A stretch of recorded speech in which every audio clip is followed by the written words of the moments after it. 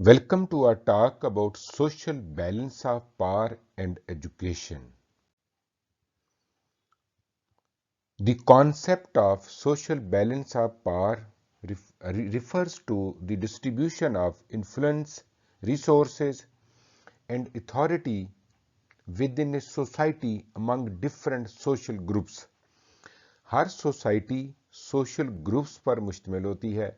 उन ग्रुप्स के दरमियान ताकत कैसे तकसीम हुई है, इसको हम सोशल बैलेंस ऑफ पावर कहते हैं। B is the balance of power can significantly impact education in various ways.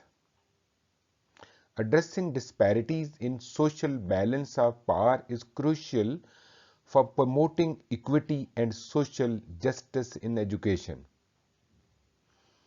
क्योंकि बैलेंस ऑफ पावर जो है वो सिग्निफिकेंटली इफेक्ट करता है एजुकेशन को, सो डिस्पैरिटीज जो है वो इस बैलेंस ऑफ पावर की वजह से उन्हें ख़त्म करना है, रिड्यूस करना है। कैसे भला? इक्विटी को प्रमोट करके और सोशल जस्टिस को प्रमोट करके।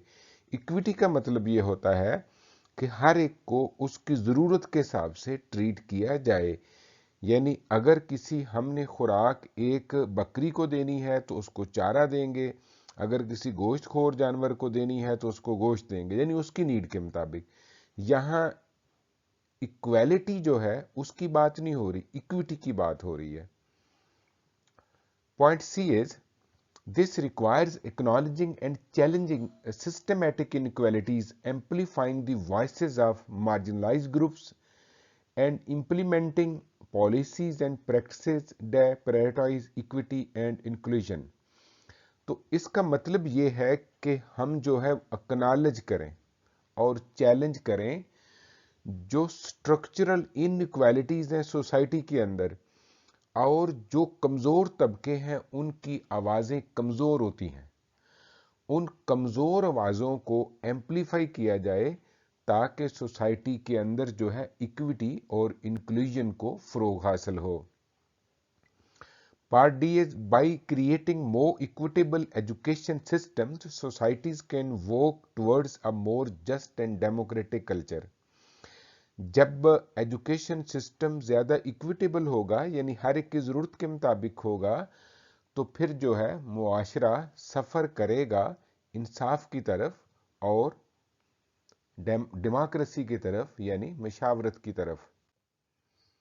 सोशल बैलेंस ऑफ पावर को हम जो है वो 7 डिफरेंट हेडिंग्स के अंडर डिस्कस करते हैं। ये कैसे अपने आप को डिस्प्ले करता है, आइए देखते हैं। पहला है जी रिसोर्स एलोकेशन। तो जिनके पास पावर ज़्यादा होती है वो ज़्यादा रिसोर्सेज ले जाते हैं, जिनके पास पावर कम होती है उनको कम मिलते हैं। Part is social balance of power influences how resources such as funding, facilities and educational materials are distributed among different schools and communities. यानी कैसे जो है वो फंडिंग है, फैसिलिटीज हैं और एजुकेशनल मटेरियल मुख्तलिफ कम्युनिटीज़ के अंदर मौजूद स्कूल में तकसीम होते हैं। ताकतवर कम्युनिटी ज़्यादा ले जाती हैं और दूसरों को कम मिलते हैं। पार्ट बी है societies where certain social groups hold more power may see unequal distribution of resources with privileged groups receiving better educational opportunities compare to marginalised groups. तो ऐसे मुआशरे जहां पर पावर का फर्क पाया जाता है तो ताकतवर लोग ज्यादा वसाइल ले जाते हैं कमजोर लोगों की निस्बत। A2 is curriculum development. The social balance of power can shape the curriculum taught in schools. यानी सोसाइटी में जो करिकुलम है वो भी ताकतवरों की फेवर में होता है। Dominant social groups often have greater influence over the content and narratives, Indeed in educational materials which may reflect the perspectives and interests. आप देखें करिकुलम के अंदर देखें तो पुराने करिकुलम को खासतौर पर देखें तो उसमें ताकतवर तबकों की कहानियां ज्यादा हैं। बादशाहों के किस्से हैं, महाराजों के किस्से हैं, वो तारीख को अपनी फेवर में मोड़ लेते हैं। C this can lead to biased or incomplete representations of history, culture and social issues। इससे वो गरीब तबके जो बच्चे हैं जिन्होंने कभी बादशाह नहीं बनना, कभी किंग नहीं बनना, वो अपने लेवल की कहानियां सुनने से महरूम रह जाते हैं। जो वो सुनते हैं वो उनके काम का नहीं होता। Third part is access to decision making processes. Part is those with greater social power are more likely to have a voice in educational decisions making processes such as policy development, curriculum planning and school governance। जिनके पास ताकत होती है वो educational decision पर ज्यादा असरअंदाज होते हैं, अपनी फेवर में मोल्ड कर लेते हैं। किसको? पॉलिसीज को, करिकुलम को और गवर्नेंस को। BS marginalized groups may be excluded from these processes, leading to policies and practices that do not adequately address their needs or concerns। तो कमजोर तबके जो हैं, मार्जिनलाइज ग्रुप्स जो हैं, उनका पॉलिसी में कोई हिस्सा नहीं होता। A4 is teacher recruitment and training। The social balance of power can influence the recruitment, training and retention of teachers। जो ताकत वाले ग्रुप्स हैं सोसाइटी के अंदर, वो टीचर की रिक्रूटमेंट, ट्रेनिंग और रिटेंशन को इन्फ्लुएंस करते हैं। B part is societies where certain social groups have more opportunities for higher education and professional development may see disparities in the quality and diversity of teaching workforce। जिन societies में groups ताकतवर होते हैं वहाँ जो professional development है teachers की, वो अच्छे जो अलीट इलाकों में और गरीब इलाकों में उनमें फ़र्क होता है। This can impact the ability of schools to provide culturally responsive and inclusive education.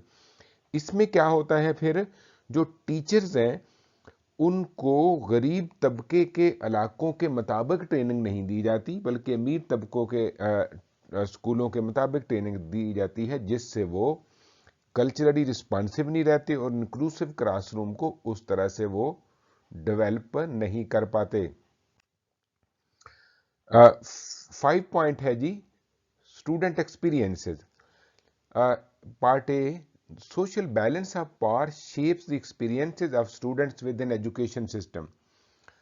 B, marginalized students may face discrimination, bias, unequal treatment based on their social identities, leading to disparities in academic achievement, school discipline and overall well-being। So balance of power जो है वो तालिब इल्मों के experiences को भी affect करता है। मसलन अगर आप बाजार में जाएं तो आपकी जेब में अच्छे पैसे हो तो आपको उसी बाजार का एक्सपीरियंस और तरह का होता है। उसी बाजार से गुजरे और आपकी जेब में पैसे ना हो तो वही बाजार आपको और तरह का लगता है।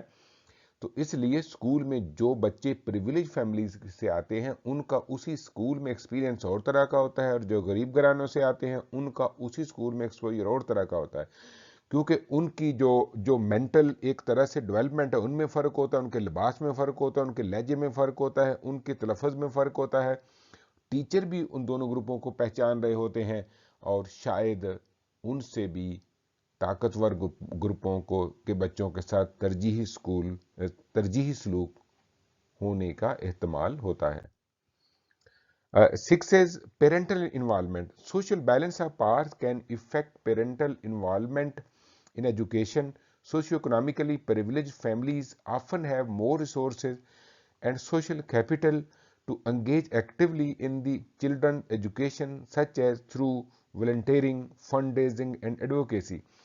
तो जो जिनके पास सोशल पावर ज्यादा होती है उन्हीं के वालिदैन स्कूलों में जाते भी हैं, इन्वॉल्व भी होते हैं, स्कूल वाले उनकी कदर भी करते हैं, क्योंकि वो वॉलंटियर वर्क भी कर सकते हैं, स्कूल के लिए फंड रेजिंग भी कर सकते हैं और स्कूल का अच्छा नाम भी बनाने में हेल्प कर सकते हैं। This can contribute to disparities in educational outcomes between students with different socioeconomic backgrounds. तो क्या होता है, डिफरेंट सोशियोइकोनॉमिक बैकग्राउंड के स्टूडेंट के साथ फिर अदम मुसावात हो जाती है, डिस्पैरिटी हो जाती है। उसके बाद है जी institutional culture. The social balance of power influences the cultures and climates of educational institution। यानी जो सोशल बैलेंस ऑफ पावर है वो अदारों के माहौल को भी मुतासर करता है। Schools may reflect the values, norms and power dynamics of broader society, perpetuating inequalities and reinforcing social hierarchies। अगर आप आज देखें तो आज से 400 साल पहले जो मार्जिनलाइज कम्युनिटीज पीछे थी वो आज भी पीछे हैं। इसका मतलब ये है कि मुआशरे में जब स्कूल होता है तो स्कूल के अंदर भी वही वैल्यूज, नॉर्म्स और पावर डायनामिक्स दर आती है जिससे वो नाइंसाफियां जारी रहती हैं और जो सोशल हायरार्कीज जो है उनका स्टेटस को भी चलता रहता है। CA's efforts to create inclusive and equitable learning environments may face resistance from those who benefit from existing power structures। आपने देखा होगा मौजूदा सिस्टम को चेंज करना बहुत ही मुश्किल होता है। क्यों? कि ये सिस्टम चलाने वालों को बेस्ट फिट करता है, यानी चलाने वालों के लिए ये बेस्ट फिट है। अगर आप रूल ऑफ लॉ ले आएंगे तो सिस्टम चलाने वालों के पास फिर स्वाबदीदी इख्तियारात नहीं रहते, उनको यही सूट करता है, इसलिए यही चलता रहता है। अब आते हैं educational implications of social balance of powers. Educational implications of social balance of power में हम देखते हैं the concept of the balance of power often discussed in the realm of politics and international relations can also have educational implications within the context of schools and educational institutions। कहते हैं जैसे ताकतवर मुल्कों की पॉलिटिक्स और गरीब मुल्कों की पॉलिटिक्स होती है, जैसे इंटरनेशनल रिलेशनशिप भी ताकत की बना पर बेस करते हैं, मार्केट की बना कर बेस करते हैं, इन्फ्लुएंस की बना पर बेस करते हैं, यही चीजें छोटे पैमाने पर स्कूलों में भी होती हैं। अब जब हम बात करते हैं educational implications of social structures and balance of powers की, तो इसमें सेवरल पॉइंट्स हैं जिनको हम डिस्कस करेंगे, जिसमें पहला है डिसीजन मेकिंग प्रोसेस, दूसरा है स्टूडेंट टीचर डायनामिक्स, तीसरा है इक्विटी एंड इंक्लूजन, चौथा है टीचर स्टूडेंट रिलेशनशिप्स। डायनामिक्स अलग चीज है, रिलेशनशिप अलग चीज है, पेरेंटल इन्वॉल्वमेंट है और फिर कम्युनिटी पार्टनरशिप्स है। आइए हम इनको वन बाय वन देखते हैं। पहला है decision making process. In educational institutions the balance of power can influence decision making processes at various levels including curriculum development, resource allocation and policy implementation. तो जहां जिस तरह का बैलेंस ऑफ पावर होता है उसी तरह के फैसले होते हैं। BS those who hold more power within institutions such as administrators, school boards, influential stakeholders may have disproportionate influence over these decisions। तो जिनके हाथ में ताकत होती है, जैसे स्कूल को चलाने वाले और इन्फ्लुएंस ग्रुप सोसाइटी के, फैसले भी उन्हीं की फेवर में होते हैं। Part C is this can impact the direction of education, the allocation of resources and prioritization of certain education institutions over others। तो इससे कुछ ग्रुपों का दूसरे ग्रुपों से तरजीही सलूक हो जाता है, कुछ इलाके के स्कूलों का दूसरे के साथ तरजीही सलूक हो जाता है। मसलन अगर हमने दाखिले का टेस्ट इंग्लिश में लेना है और हम इंग्लिश मीडियम वाले और उर्दू मीडियम वाले बच्चों को दाखिला दे रहे हैं, तो फिर हम उर्दू मीडियम वालों के साथ नाइंसाफी कर रहे हैं। इस तरह के जो डिसीजन है, आमतौर पर ये डिसीजन किसी क्वालिटी के नाम पर, किसी अच्छे अच्छे स्लोगन के नीचे इस तरह की नाइंसाफियां हो रही होती हैं। Student teacher dynamics. Part is the balance of power between students and teachers can significantly affect the teaching learning process. In traditional educational settings, teachers often hold more power due to their authority and expertise. This power dynamics can influence classroom interaction, the student engagement, and distribution of knowledge. Efforts to promote student-centered approaches to education aim to rebalance this power dynamics by empowering students to take more active roles in their learning. आप देखें जहाँ government schools हैं वहाँ पर teacher के पास ज़्यादा power होती है और बैलेंस ऑफ पावर जो है वो टीचर की फेवर में होता है और स्टूडेंट की वहाँ कम सुनी जाती है, उसकी जो फैसिलिटीज़ कंपैरेटिवली कम होती हैं, उसके ग्रीवियंसेस कम एड्रेस होते हैं।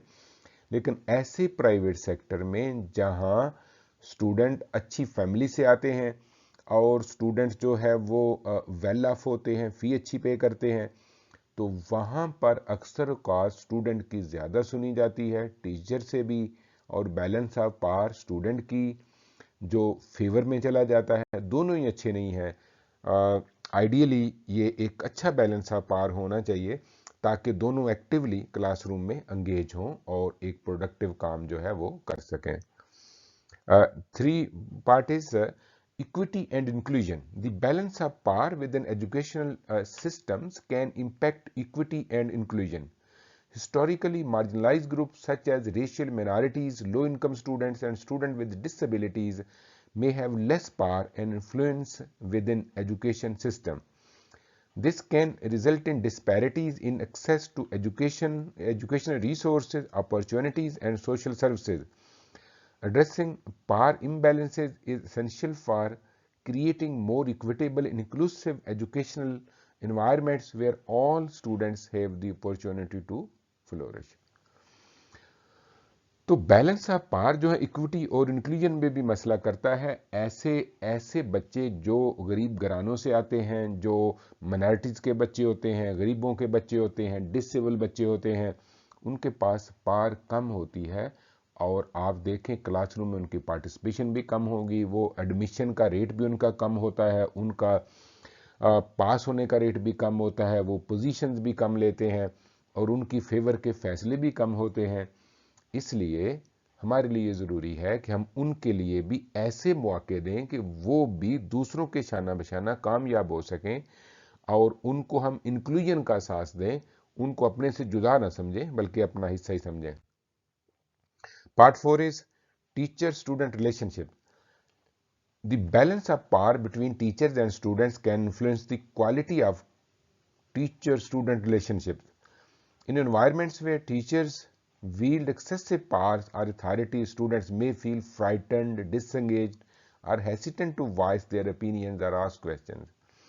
देखें जो टीचर स्टूडेंट का रिलेशनशिप है ये भी बड़ा अकोमोडेटिंग होना चाहिए, एक दूसरे से बात करने वाला, एक फैसिलिटेटर का, एक फ्रेंड का, एक मेंटोर का। लेकिन ऐसे एनवायरनमेंट जहां टीचर के पास बहुत ज़्यादा अथॉरिटी होती है, बच्चे डरे से रहते हैं, डिसएंगेज रहते हैं और अपनी बात भी नहीं कर पाते।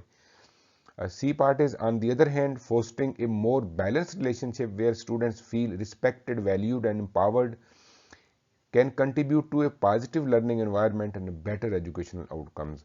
तो इसके बरक्स अगर स्टूडेंट को वैल्यू किया जाएगा, उनकी इज्जत की जाएगी, उनको एम्पावर किया जाएगा, तो उनकी लर्निंग जो है वो बेटर होगी। Point 5 is parental engagement. The balance of power extends beyond the school settings to include relationship between education institutions and parents, क्योंकि स्कूल का पेरेंट्स का जो रिलेशनशिप है वो भी बड़ा अहम किरदार अदा करता है बच्चों की एजुकेशनल अचीवमेंट के अंदर। B part is schools that actively involve parents in decision making processes such as through parent-teacher associations or advisory committees can help rebalance power dynamics and promote collaboration between educators and families. तो क्या होता है, school जो parents को actively involve करते हैं, parents की जो एसोसिएशन को इन्वॉल्व करते हैं, पेरेंट्स से एडवाइजरी कमेटीज बना लेते हैं, तो उनमें बैलेंस ऑफ पावर ठीक रहता है और बच्चे उनमें से अच्छा अचीव कर लेते हैं। सी is This can lead to more effective relationships aimed at supporting student learning and well-being. यानी जो जहाँ पर रिलेशनशिप, जब पेरेंट की इन्वॉल्वमेंट अच्छी होगी, पेरेंट्स और अदारे का रिलेशनशिप अच्छा होगा, तो बच्चे फिर अच्छा पढ़ेंगे। कहते हैं कि power corrupts and absolute power corrupts absolutely, तो पावर का बैलेंस ही अच्छा होता है। यही बैलेंस जो है स्कूल एडमिनिस्ट्रेशन, पेरेंट्स, टीचर और स्टूडेंट में होना चाहिए। 6 is the community partnerships. Education institutions embedded within the broader social context including communities, local governments and other stakeholders. क्योंकि स्कूल भी देखिए, गवर्नमेंट के अंदर मुख्तलिफ अदारे होते हैं, गवर्नमेंट के डिफरेंट आर्गन्स होते हैं, तो स्कूल भी गवर्नमेंट का एक आर्गन है, वो सबसे आज़ाद नहीं रह सकता, वो एक ब्रॉडर पॉलिटिकल सेटअप का एक कंपोनेंट है, तो वो पॉलिटिक्स से ज़रूर मुतासर होगा। B part is balancing power dynamics between these entities is crucial for fostering collaborative relationship and achieving shared educational goals. तो कम्युनिटीज और अदारे का और गवर्नमेंट का और जो है वो लोकल गवर्नमेंट का, स्टेक होल्डर का तामन बहुत ज़रूरी है, तभी हम एजुकेशनल गोल्स को अचीव कर सकते हैं। C is by engaging in a transparent communication, promoting inclusivity and valuing diverse perspectives, education institutions can work together, building stronger partnerships and addressing community needs more effectively. तो जब ये transparent communication होगी, inclusivity होगी, यानी सबको मिलजुल कर चलेंगे और डिफरेंट पर्सपेक्टिव्स को वैल्यू किया जाएगा, तभी एजुकेशनल इदारे जो हैं वो एक मजबूत रिलेशनशिप कम्युनिटी से बना सकते हैं और मुआशरे की ज़रूरतों को ड्रेस कर सकते हैं। मुआशरे की ज़रूरतें उनसे जुड़ी हुई क्या हैं कि मुआशरे के बच्चों को वो अच्छी तरह तालीम दें। ये थी हमारी गुफ्तगू जो social balance of power and education के मुतालिक थी। Thank you very much for being with me. See you in the next talk.